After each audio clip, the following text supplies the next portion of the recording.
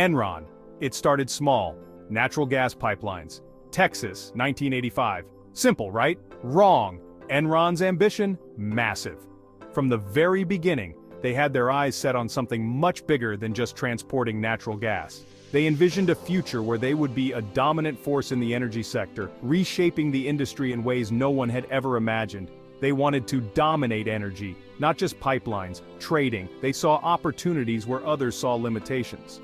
Enron's leaders were visionaries, always looking for the next big thing. They believed that by expanding into energy trading, they could revolutionize the market. They wanted to be the go-to company for all things energy, from production to trading.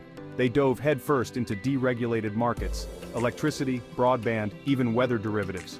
Enron wasn't afraid to take risks. They embraced the chaos of deregulation, seeing it as a chance to innovate and grow.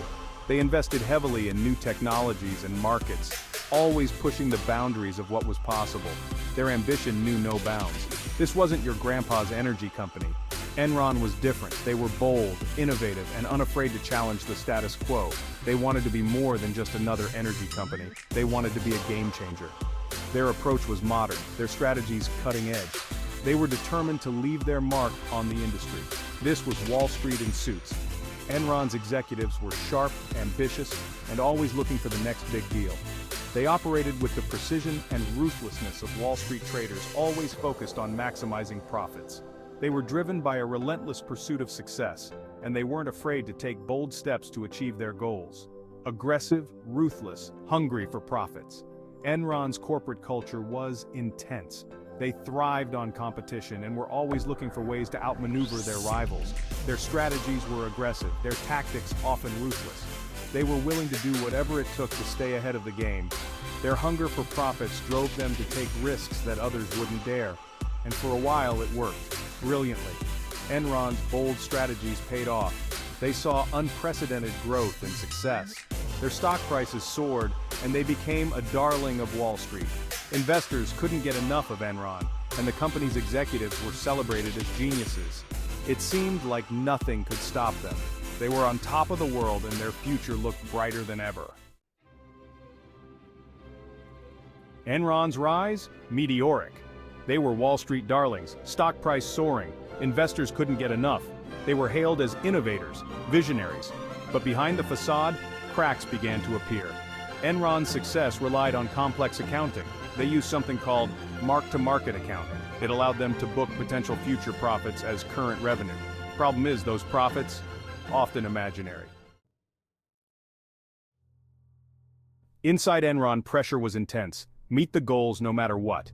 It was a pressure cooker of ambition and fear. This pressure bred a culture of silence. Employees were afraid to speak up, questioning the numbers, career suicide, and the executives. They were the cheerleaders. They pushed for more growth, more profits, ethics, just a minor inconvenience. Here's where it gets really ugly. Enron started creating off-the-books entities, special purpose entities. Their purpose? Hide debt, inflate profits. Think of them as Enron's dirty little secret stashes. They parked billions of dollars in debt, making their balance sheet look pristine. Auditors? They looked the other way, blinded by Enron's money and power. Section 5. The whistleblowers, voices in the dark. In the darkness, a few brave souls dared to speak. Sharon Watkins, an Enron vice president, warned then CEO Kenneth Lay about the accounting irregularities. Her warnings were ignored. Lay, blinded by greed, dismissed her concerns. Other whistleblowers faced similar fates. Their warnings fell on deaf ears. Section 6. The House of Cards collapses. August 2001. The financial world was about to witness one of the most dramatic downfalls in corporate history. Enron, once a titan of the energy sector, was teetering on the brink of disaster. The signs were there, but few could have predicted the magnitude of what was to come, the beginning of the end. Whispers of irregularities and questionable practices began to circulate. Employees and investors alike were growing increasingly uneasy. The atmosphere within Enron's headquarters was tense, filled with uncertainty and fear. Analyst Harry Markopoulos started asking questions. He smelled a rat, a big Enron-shaped rat. His suspicions were not unfounded. As he delved deeper into Enron's financial statements, he uncovered a web of deceit and manipulation. The numbers just didn't add up, and the more he investigated, the more alarming the situation became. The SEC launched an investigation, the media pounced, Enron's stock price plummeted, headlines screamed of corporate malfeasance and betrayal, investors scrambled to sell their shares, desperate to salvage what little they could. The once mighty Enron was now a pariah in the financial world. The house of cards was collapsing. The intricate facade that Enron had built over the years was crumbling, revealing the rot beneath. Executives who had once been hailed as visionaries were now facing intense scrutiny and potential legal repercussions. December 2, 2001. Enron files for bankruptcy. The news sent shockwaves through the business community. Employees were left jobless, their futures uncertain. Pension funds were decimated, and countless lives were upended by the fallout. The largest corporate bankruptcy in U.S. history at the time. Enron's collapse served as a stark reminder of the dangers of unchecked corporate greed and the importance of transparency and accountability in business practices. The repercussions of this scandal would be felt for years to come, reshaping regulations and the way companies operate. Section 7. The trial and sentencing. The fallout was swift and brutal. Investigations, trials, convictions, executives went to jail. Kenneth Lay, the CEO, found guilty on multiple counts of fraud. He died before sentencing. Jeffrey Skilling, the mastermind behind Enron's schemes, sentenced to over 24 years in prison. The message was clear: no one was above the law. Section 8. The aftermath. Repercussions and reforms. Enron's collapse sent shockwaves through the business world. Investors lost billions. Employees lost their jobs and life savings. The scandal exposed massive flaws in corporate governance and accounting practices. It led to the passage of the Sarbanes-Oxley Act of 2002, designed to prevent future Enrons. Section 9. Lessons learned, ethics matter. The Enron saga is a cautionary tale. It shows what happens when greed trumps ethics.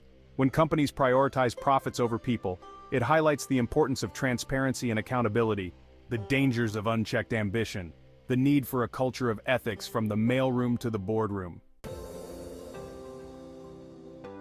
Section 10. The legacy of Enron. Enron's legacy is complex. It's a stain on the world of business, a reminder of the devastating consequences of corporate greed. But it's also a catalyst for change. It forced us to confront uncomfortable truths about corporate America. It led to reforms that hopefully will prevent another Enron. Section 11. Conclusion, a cautionary tale. The Enron story is a tragedy of ambition, greed, and deceit.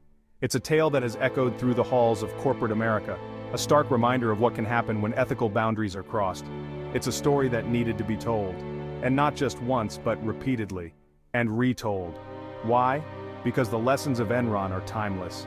They serve as a cautionary tale for businesses and individuals alike, because the lessons of Enron are timeless. They remind us that integrity matters. In every decision, in every action, integrity should be at the forefront. They remind us that integrity matters, that in the pursuit of success, we must never lose sight of our moral compass, that ethics are not optional. They are the foundation upon which trust is built, and without trust, no business can truly succeed, and that the pursuit of profit should never come at the expense of doing what's right. The Enron scandal serves as a powerful reminder that the ends do not justify the means. It's a lesson that resonates beyond the boardroom, touching every aspect of our professional and personal lives. The story of Enron is not just about a company that failed, it's about the people who made choices that led to that failure. It's about the culture that allowed those choices to be made, and it's about the consequences that followed. It's a story that underscores the importance of ethical leadership. Leaders set the tone for their organizations. When leaders prioritize integrity, it filters down through every level of the company. The Enron saga is a stark reminder that ethical lapses at the top can have devastating effects throughout an organization. It's a call to action for leaders everywhere to uphold the highest standards of integrity. In the end, the Enron story is a cautionary tale that we must heed. It's a reminder that in the world of business, as in life, integrity and ethics are not just important, they are essential. Let us learn from the past, so that we may build a future where ethical business practices are the norm, not the exception. A future where the lessons of Enron are not forgotten, but serve as a guiding light for generations to come.